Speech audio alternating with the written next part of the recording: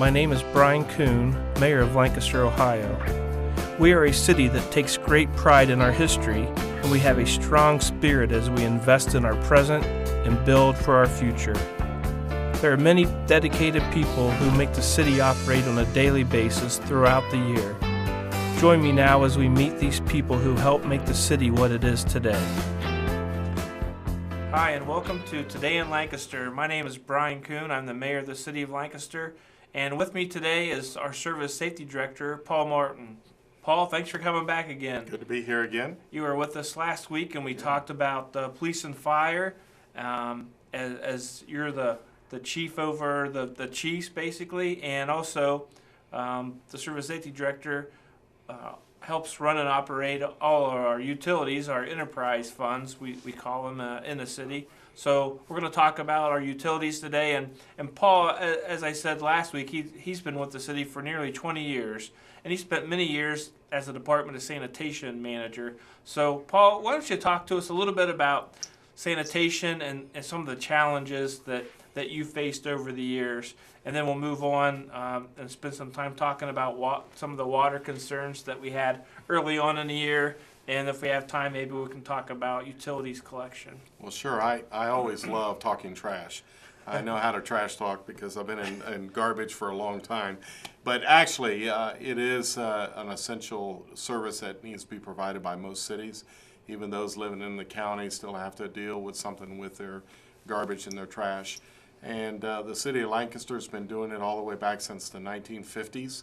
When I came here about 20 years ago, we in the city were hauling about 24,000 tons of trash a year from the city. But now with the growth of our city and how many more homes that we have, we're averaging about 34,000 tons of trash. We actually have about 21 people in the department.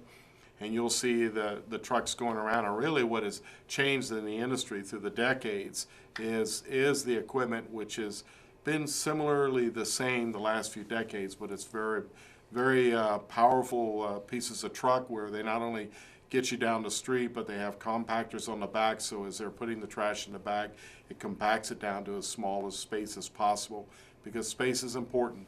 When that is later hauled to the transfer station, as we transfer it off of those trucks into transfer trailers to go to the landfill here in Fairfield County, you'll see that trash is pretty well as small and compacted as possible. Actually, most of us probably don't even know this, but did you know that the highest point in our county is actually a landfill? Is because that right? we have rolling hills, but at Pine Grove outside of Amanda, the highest mountain, you want to call it, it really is a mountain of trash, is the highest mountain up there. But landfills are well managed today. They're usually going to be ended out, finished and groomed and green, even though they have to be somewhere. So, but we're glad that even though the city is growing, our trash volume is kind of slowly decreasing. And I believe that's all because of recycling efforts that are going on and the efforts of all our citizens, and we do appreciate what you do, even here in the schools, as we're trying to see children educated and make sure that they're going to be participating in recycling as life moves forward. And so we actually have a partnership with Community Action, who is funded through the Solid Waste District, that is able to provide really all of our recycling needs. It really is the best use at the best cost of that money. We don't really have curbside at the curb receive that recycling. You really have to take all of your recycling products to those drop-off points throughout our city, and Community Action receives grant funding to be able to process that and get those commodities back into the market and to be used again. But so keep doing that work. Getting rid of your trash is a good thing, but I'll tell you what else is a good thing, is getting some fresh, clean, good water, Mayor. And that's one thing that we're really proud of here in our city, is our water treatment plants. We've actually got 2 of them in the city. Here's what's unusual. I remember when I used to live in Missouri, the towns, I was in Cape Girardeau, Missouri at one time, and I knew St. Louis did the same thing. The city actually captures their water from the Mississippi River, treats it, and then it's dispersed throughout the city through its distribution center, through the pipes in the ground. But here in Lancaster, we actually have wells and we drill down into the ground and we collect our water, and it's really, really pretty good water. And we take that water from the ground, and that is the water that we're going to treat and make even better and distribute out throughout the city. The very same water that we take from the ground, that water is what people take from the ground in the country and drink it themselves in their house. And they don't even treat it, Mayor. But we provide treatment. Yeah, I was going to say, I grew up outside the city, down towards Sugar Grove, and we had, as everybody around that area has, wells. And you're right, the water came out of the ground, and you might have a water softener, so it softened the water up, but besides that, everybody just drank it because it came right out of the well. And I know there was some controversy early in the year about the county's safety facility and jail complex that was built over one of the aquifers, and there were some concerns. But can you tell the listeners how those concerns were addressed? We actually have been able to get some outside professional helps in the area of water and environmental companies. There are some really outstanding companies here in Central Ohio. But one thing we've been doing, we used to only test some of the wells just a few times a year, but during this construction process of the multi-purpose facility that is built for the jail and the sheriff's office, it's the safety facility being built. We've increased our testing of some of those, what we call protection wells. They're called protection wells because that's the water where we're going to pull out of and we're going to take. We've been testing what that water does the moment we take it out of the ground. And we're going to see what if any, contaminants are in that water. And then we go into the treatment and we treat it. And all of our water is very, very safe. I love drinking our water, actually. My wife laughs at me at times because I'll go up to the tap. I'll take a glass of tap water because I want to drink a lot of water. I don't put any ice in it. I just take it completely and drink it all because I know our water is really safe, because then once we get it out of the well, we actually go even further than what you see in the country. We actually do treat it. We remove many contaminants, and then we test it at what we call at the tap. We're going to see what the product is once it leaves our plant, and that is done more frequently now during this process. But the EPA has certain guidelines upon us that we need to follow, and we actually exceed those testing limits. And I'm glad to say, Mayor, that we really do have a good, safe product that's out there in our water, and it's distributed throughout the city. We have a South Water plant that produces amazing water as well, far above and away from that site, but both of them are good producers of water. They're very capable of producing even more than what we actually need. So we're really poised very well for the future and the future growth, whether hopefully we love to see more business growth, but also more residential growth. We're equipped well for that water.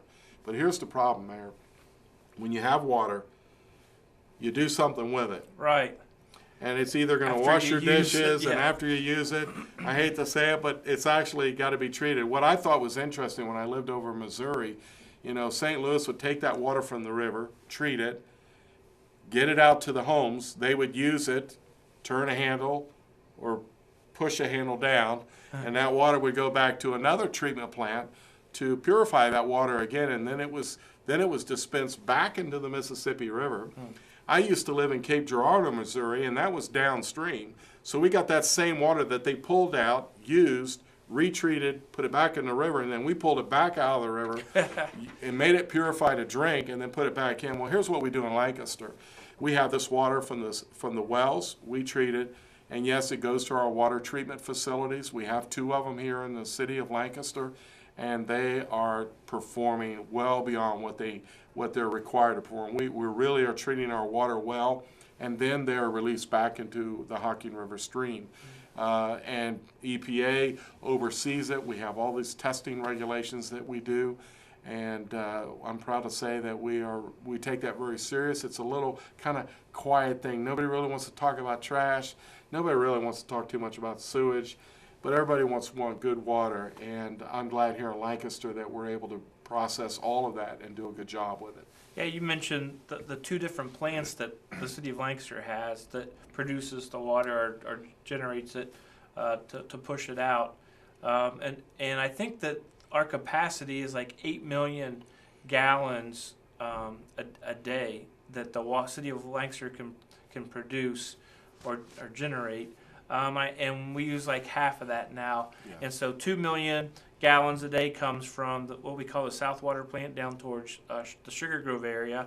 And the other 2 million comes from our plant that's right on Memorial Drive. So we use 4 million gallons of water a day that goes through. And there's, I can't remember the exact number, Paul, 4 or 5 locations that we have water stored. Yes. And I think we have at any one time like probably 3 or 4 days worth of water in storage that gets used. It doesn't sit there for months, because I think water can go bad after so long. But it gets gets treated, goes to the houses and stuff to the storage plants, and then gets used again. So it's a resource that we should be. We're lucky that we have and be thankful that we have it. Yeah. And you mentioned the trash and the sewage. There's so many things I think that the city residents that we take for granted every day, including myself. Things just happen, and you don't really think about the details or the people that do it. You set your trash out and it's gone when you come home from work. You go take a shower or wash the dishes, and the water's there and it goes away. You turn on, this time of the year, you turn the heat on, and if you're in a gas heated home, the gas is there. There's so much that we really do, and I don't know, we've got a couple minutes left. Do you want to talk about how much you and I appreciate the employees of the city and what all they do for us? Yeah, one thing, as service safety director, a lot of large cities are going to have a service director and a safety director, but we're of a size to where we combine all those roles into one position that I have.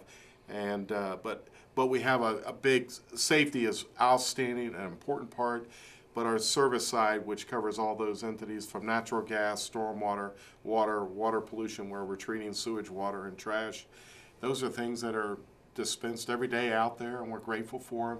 And we probably have maybe close to 140, 150, 160, somewhere in there, depends on how I look at it, employees working for the city of Lancaster to provide those services consistently for us. We're grateful for them. And I'd have to say, Mayor, with the winter coming up, one of the big things that we do see happen because of the cold, freezing the ground and the ground moving, that's a time that we tend to have a little bit more water line breaks than normal. I wish it was summer, perfect weather to fix it, but Mother Nature doesn't work that way for us. So just one thing, I'm glad we have a 24-hour response so our guys can get on the scene. And no matter what the weather is, we try to get there and repair those water breaks if they occur. So be patient if you see that. And we're hoping to have a good winter, but hopefully not too many water breaks, because that is a difficult task to repair.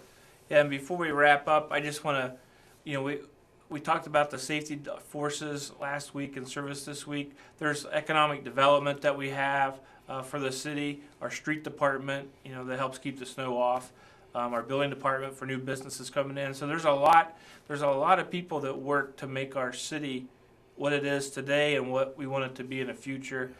So we're appreciative of them. I'm appreciative of Paul, the work that he's done as service safety director.